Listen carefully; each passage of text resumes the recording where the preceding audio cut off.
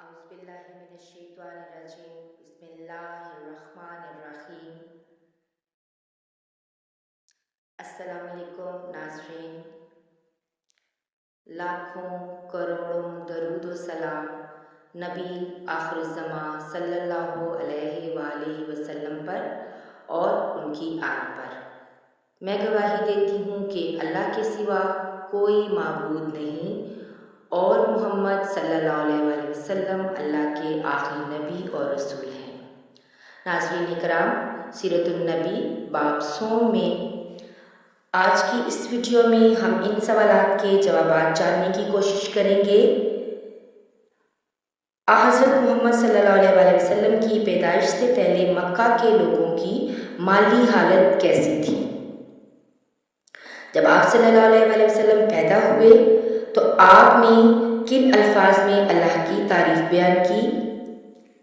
آپ صلی اللہ علیہ وآلہ وسلم کی پیدائش کے سال کو کیا کہا جاتا ہے؟ تو آج کی ویڈیو باب نمبر 3، عنوان ماہ نبوت طلوع ہوا۔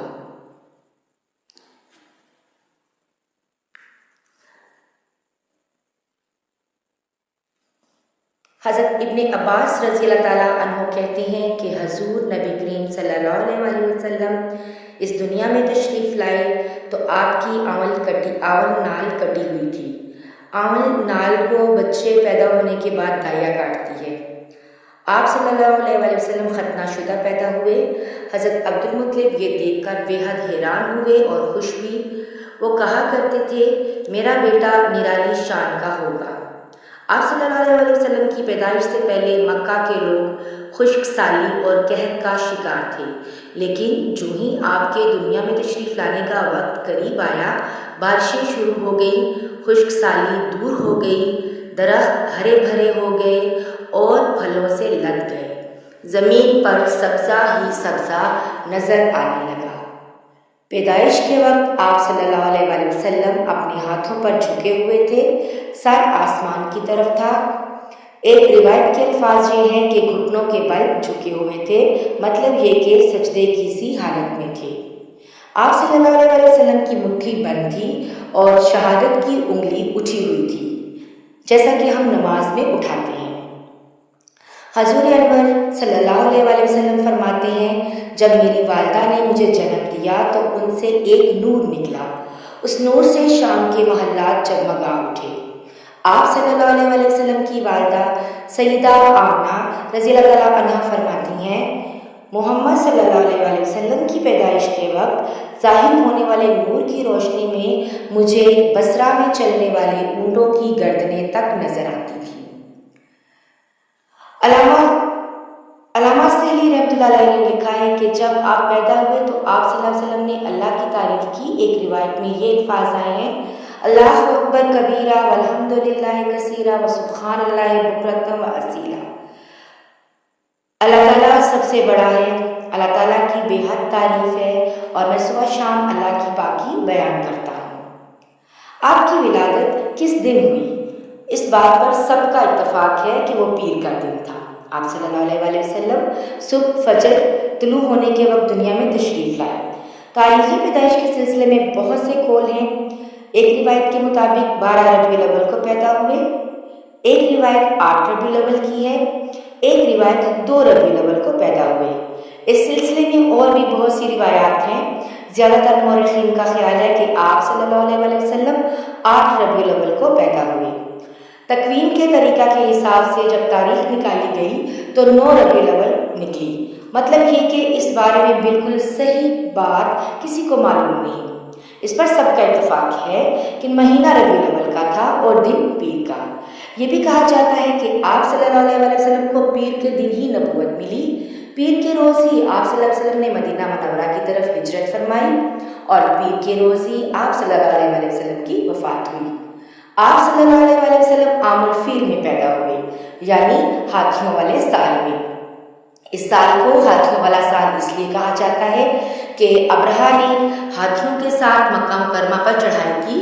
آپ صلی اللہ علیہ وآلہ وسلم کی پیدائش اس واقعہ کے کچھ ہی دن بعد ہوئی تھی۔ واقعہ کچھ اس طرح ہے کہ ابرہا یمن کا عیسائی حاکم تھا۔ حج کے دنوں میں اس نے دیکھا کہ لوگ بیت اللہ کا حج کرنے جاتے ہیں۔ اس نے اپنے لوگوں سے پوچھا یہ لوگ کہاں جاتے ہیں؟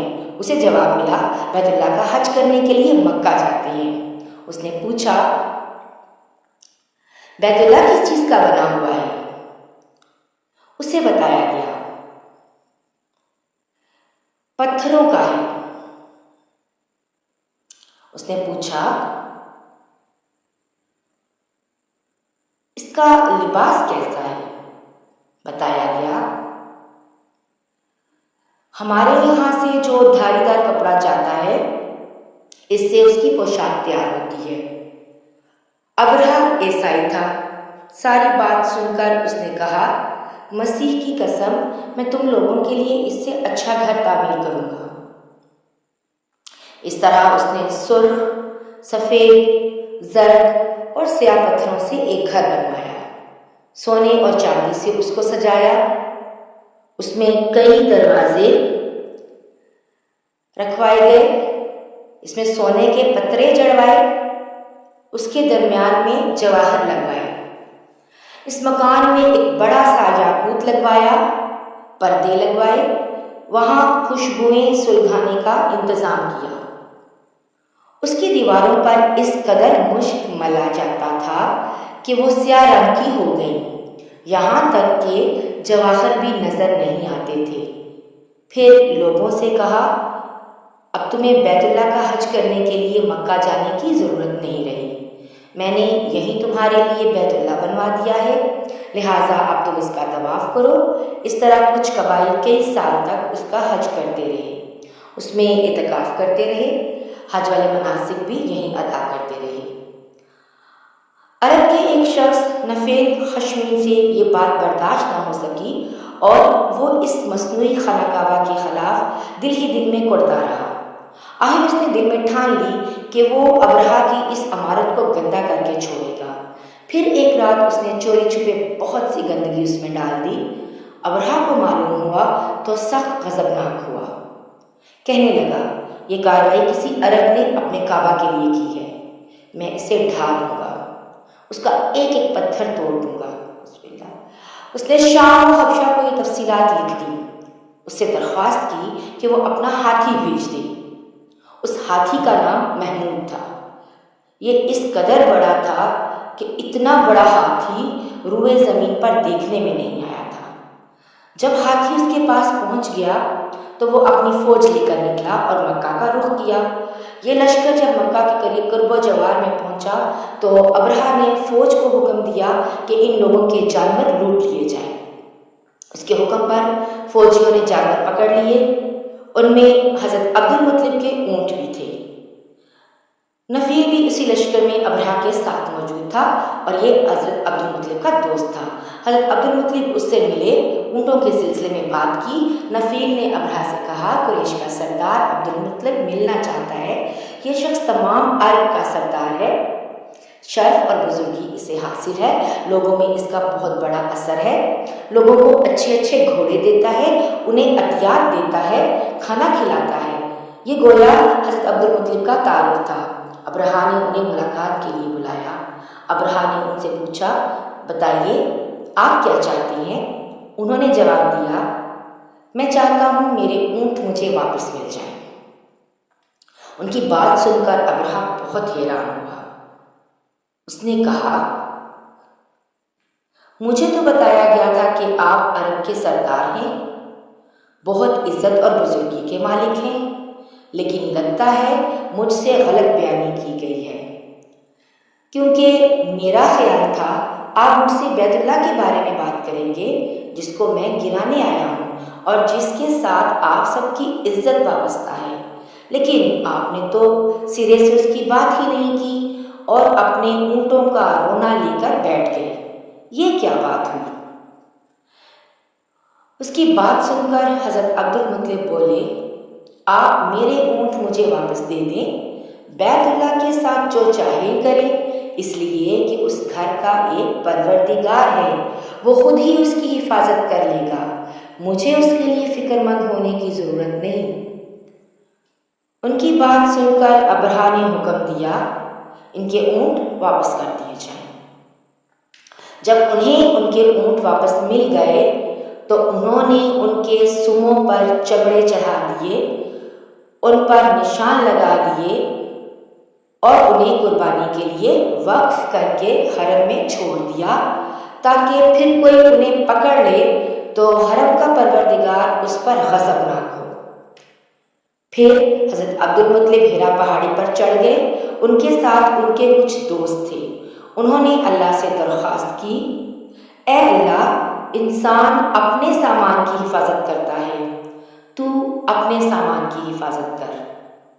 ادھر سے ابرہہ اپنا لشکر لے کر آگے بڑھا، وہ خود ہاتھی پر سوار لشکر کے درمیان موجود تھا۔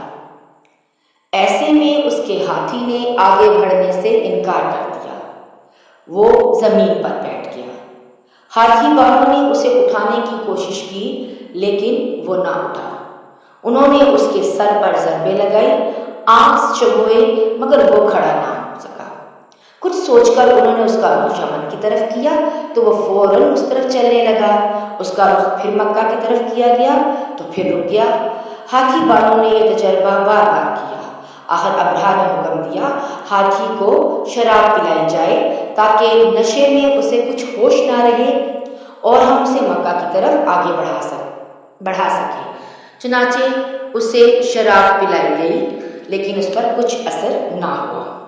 اگر آپ نے یہاں تک ویڈیو دیکھ لی ہے تو چینل کو سبسکرائب کر کے گھنٹی کا بٹن دبا دیں تاکہ اگلی آنے والی ویڈیو آپ تک برابر پہنچ سکے۔ اگلی ویڈیو تک کے لیے اللہ حافظ، اپنا بہت سا خیال رکھیے گا۔